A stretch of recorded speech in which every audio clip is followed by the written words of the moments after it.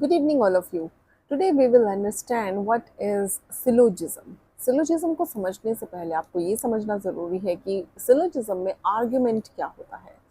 Argument means जिसमें दो आपको premises देखने के लिए मिलते हैं और उन premises के basis पे, उन दो statement के basis पे एक conclusion draw होता है हमेशा. इसी को बोला जाता है आर्ग्यूमेंट. यानी कोई भी दो आपको स्टेटमेंट्स दी जाएंगी और उन दोनों के बेसिस पे एक कंक्लूजन पे आप पहुंच जाएंगे. उसे बोला जाता है premises 1 and premises 2 and third में आता है कंक्लूजन. तो दैट मीन्स सिलोजिज्म भी क्या है? सिलोजिज्म भी एक आर्ग्यूमेंट है. और जैसे स्क्वायर ऑफ अपोजिशन, ये सब कुछ ही किस में इंक्लूडेड है? ये सब कुछ सिलोजिज्म आर्ग्यूमेंट में ही इंक्लूडेड होता है.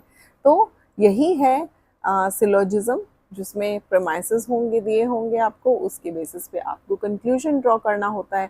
जैसे कई बार आपको एग्जाम में फॉर एग्जांपल देखने के लिए मिलता है ना questions, all samosas are jalebis and all jalebis are barfis, so that.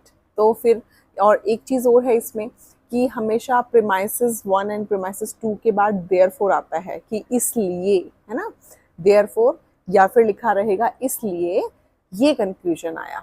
तो आपको उसमें ये पता लगाना होता है कि क्या सभी समोसे बर्फियां हैं या सभी जलेबी बर्फियां थी. इस तरह से हम उसको ड्रॉ करके वेन डायग्राम के थ्रू उस क्वेश्चन को सॉल्व किया जाता है कि all samosas are jalebis and all jalebis are barfis. और फिर आपको दिया होगा स्टेटमेंट और उसके बेसिस पे आपको क्वेश्चन जो कंक्लूजन है वो ड्रॉ करना होता है. तो ये था सिलोजिज्म. इसमें क्या होता है? आर्ग्यूमेंट. एंड आर्ग्यूमेंट में आपको प्रेमाइसेस 1, 2 एंड कंक्लूजन होगा.